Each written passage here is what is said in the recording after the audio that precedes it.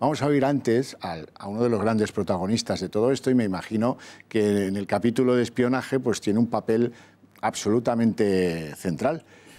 ¿Espiaron a quién más que a los demás? Pues a Luis del Rivero, imagino yo. Esto ya lo iremos viendo cuando acreditemos todo lo que está sobre la mesa. Hemos estado esta tarde hablando con Luis del Rivero y esto es un resumen de la conversación que hemos mantenido con él. Buenas noches, don Luis del Rivero. ¿Tuvo usted en algún momento, durante esa operación, ese intento frustrado de control del BBVA, la sensación de haber sido espiado por alguien? Pues no, la verdad es que yo no me imaginaba que pudieran existir estos métodos en el mundo empresarial, en España. Lo podías haber visto en Estados Unidos, pero no. Ese espionaje que ahora sabemos que se produjo fue decisivo, cambió, alteró de algún modo esa operación económica. En lo que yo sé, no, porque las cuestiones por las que no prosperó no tienen nada que ver con las grabaciones. Lo que sí que puede ser que a lo mejor, por lo que he conocido posteriormente, en alguna persona pudiera influir en su voluntad, pero yo creo que las grabaciones eran indiferentes. Ya estaba las bases para que no saliera la operación empresarial eran indiferentes de las grabaciones. ¿Cómo juzga usted esa manera de hacer desde la presidencia del BBVA que estamos conociendo, espiando, seguimientos, pinchazos, etcétera, etcétera? Yo no me lo esperaba nunca porque nosotros éramos los primeros accionistas no estatales de Argentaria. Había otra empresa que era el grupo Cosme en Alsa, que también era accionista tal, y por lo tanto y nosotros ya estábamos en el mundo bancario y además precisamente pues más bien cercanos a González, puesto que yo había asistido a la Junta de Argentaria de fusión cuando se hizo la fusión Argentaria-BBV y por lo tanto él sabía de nuestro interés por el mundo financiero. Y respecto de la actitud de Francisco González, que ahora sabemos que, en fin, que él debía saber algo de todo esto porque se marchó de aquella manera inesperada, sabemos que se marchó cobrando 79 millones de euros y sabemos por una entrevista geográfica cómo llegó él a la presidencia del BBVA, en el principio de Argentaria, ahí estuvo unos años antes de ser presidente del BBVA, y ese encuentro con Aznar, supongo que habrá leído esa entrevista, ¿qué opinión le merece? Bueno, yo creo que esa entrevista es muy importante para conocer lo que sucede y lo que sucedió, porque ahí es de aplicación el excusatio non petita, accusatio manifiesta, ¿no? Ahí claramente hace reflejo de quiénes son sus amigos, de cómo llegó él a la cúspide de Argentaria y la posterior fusión del BBVA y reconoce la importancia en su vida de Alierta y de Pizarro. Y ahí sí que están las condiciones, no en la grabación, en las grabaciones que ha hecho o que mandó a hacer con Villarejo y tal, que yo creo que esta entrevista corresponde a que su DIRCON en la época de los hechos era el señor Ayuso y el señor Ayuso fue posteriormente director del País y consiguió que le hicieran esta entrevista geográfica, pero que es muy interesante para conocer todo lo que pasó y por qué pasó. Da la sensación de que en ese encuentro o de ese encuentro se produce luego el reparto de lo que eran los viejos monopolios del Estado en ese impulso privatizador que luego se produce con el gobierno de José María Aznar y que lidera Rodrigo Rato. Mire, como le he dicho antes, nosotros éramos el primer accionista no estatal junto con la empresa Cosmen de Argentaria y nosotros siempre habíamos tenido, yo en concreto, siempre había tenido un interés por el mundo financiero y de hecho previamente a través de Emilio Ibarra, cuando era todavía el Banco Bilbao, nos había llegado la oferta de si entrábamos con 4.000 millones de pesetas en el capital del BBVA, pues tener un consejo en el BBV, ¿no? Cosa que finalmente no se realizó porque la contrapropuesta de Ibarra a su propia petición fue que tuviéramos puestos en el Consejo de Administración del Banco del Comercio, lo cual no era cotizado y por lo tanto no interesó a SACIR ese asunto, pero sí que llevábamos nosotros tiempo detrás de este asunto, ¿no? Entonces, cuando vamos a hacer una operación de este nivel, lo primero que nosotros pensamos, o sea, yo creía que lo primero que había que hacer era contar con la oposición, porque la oposición es la que puede levantar escándalo, la que puede levantar problemas, ¿no? O sea, el gobierno pues, generalmente va a ponerse a favor, si no son unos narcotraficantes o unos delincuentes los que van a invertir, sino son unos empresarios que además en aquel momento pues uno de los vicepresidentes de SACIR era vicepresidente también del Santander y pues era lógico y además había sido también vicepresidente de Banesto, pues no parecía nada extraño y sobre todo teniendo en cuenta que hay una cosa que nunca se ha dicho, que nosotros en esta operación llevábamos como aliados, como del lado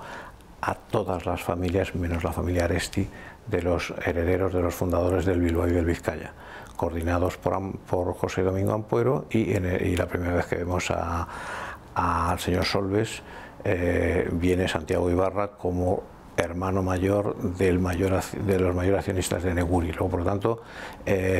primero era una operación totalmente empresarial que teníamos que decírselo primero, a nuestro entender, a la oposición, y en ese momento, mayo del 2004, el Partido Popular había perdido unas elecciones por sorpresa, ¿no? Entonces no estaba claro quién era el líder del Partido Popular y nosotros pues tuvimos una comida en casa del señor Abelló, el señor Aznar y yo, que yo conocía al señor Aznar en esa ocasión, y les pusimos cuál era nuestra idea,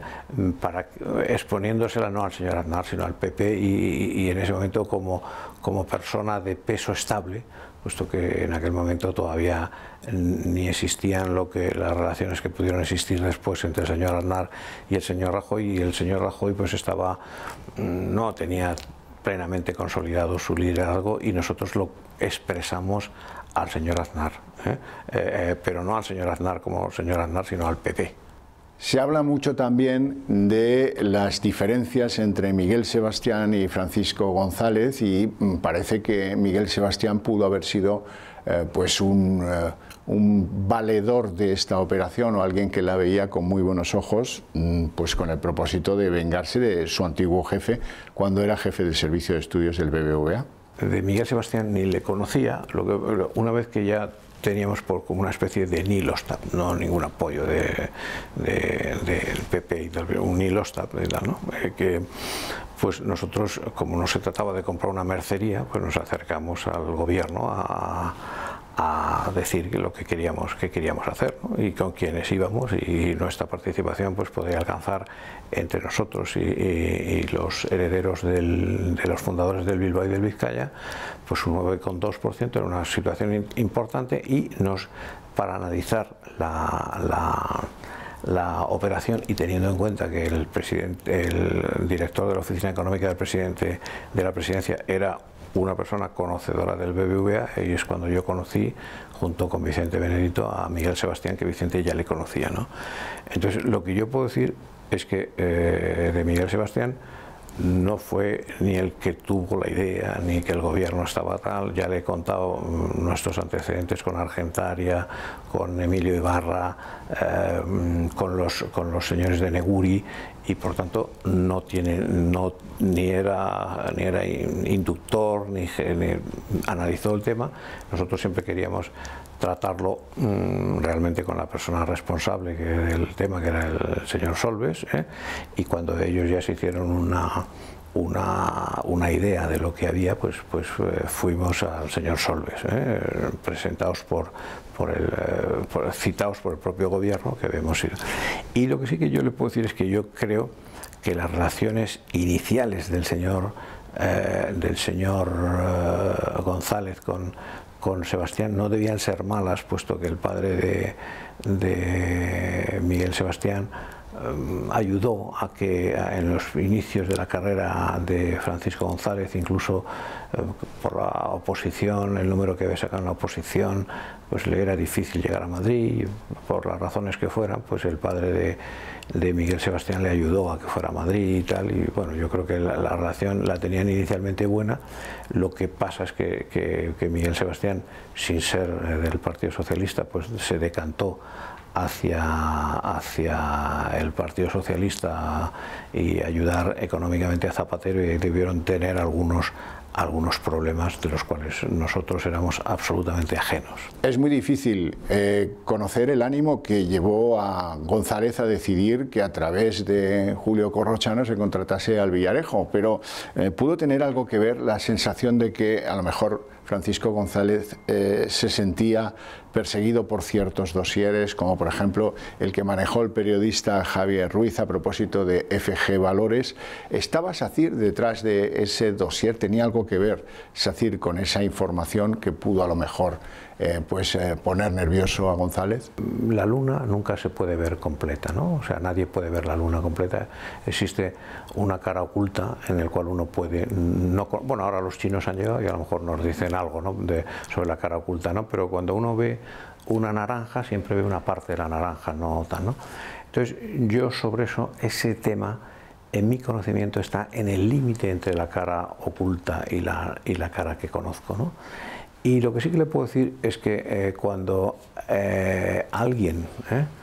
cercano a el señor Marañón de Lis y el señor José María Caínzos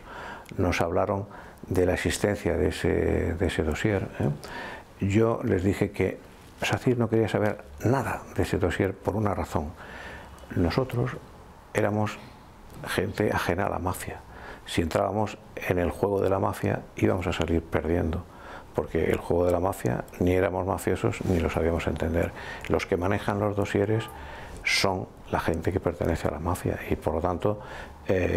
ahí estábamos en desventaja total con el señor González, como luego se pudo ver, y por lo tanto no conocemos nada, ni apoyamos ni tuvimos ninguna relación con el famoso dossier que más adelante pues pudo dar lugar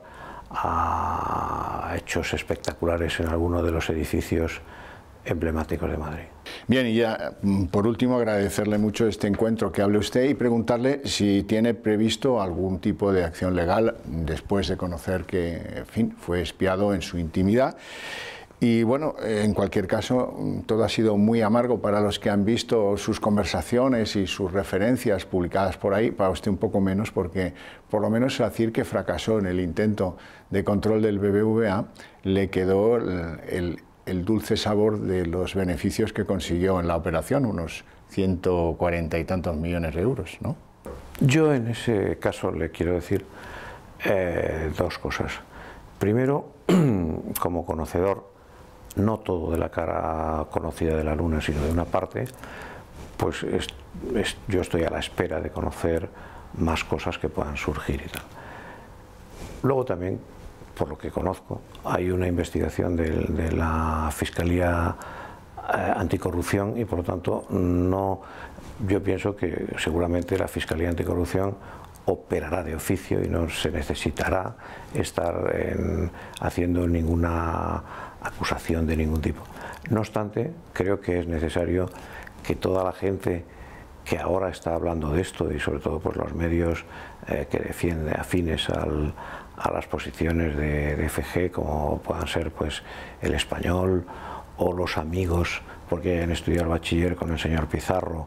o otros por las razones que fueran,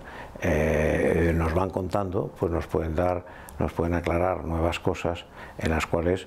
uno pueda tener la idea de si procede o no, de si procede en el campo penal o en el civil, de con quién procede, y desde luego yo lo que sí que creo es que de proceder con alguien, si procediera, sería con mis aliados en aquel momento, que eran los herederos de los fundadores del Bilbao y del Vizcaya. Y esto es lo que le puedo decir sobre ese asunto, O sea, lo que sí que también creo que como cosa general es muy interesante analizar y leer con detenimiento la entrevista que el señor Ayuso antiguo DIRCOM de FG en los hechos, consiguió, tras haber sido director del País, que se le hiciera FG, en la cual ahí dan las pistas y los datos de cómo un señor como Villarejo, que no era el Mossad, ni era el KGB, ni era la CIA, podía pinchar tantas y tan rápidamente intervenciones si no intervenía alguien de los que puedan estar en esa entrevista. Igualmente, en esa entrevista también se puede ver el otro actor fundamental de esta operación, que era el gobernador del Banco de España, y cualquiera que sepa quién puso al señor Caruana y lo que hizo el señor Caruana con los antiguos consejeros del BBVA y lo que hizo en esta actuación, comprende que esos dos brazos potentes, tanto en el Banco de España como en una compañía de telecomunicaciones, no necesitaban de los pinchazos o de las intervenciones del señor Villarejo, como era su primera pregunta de esta charla. Pues muchas gracias, ha sido muy amable. Gracias a usted.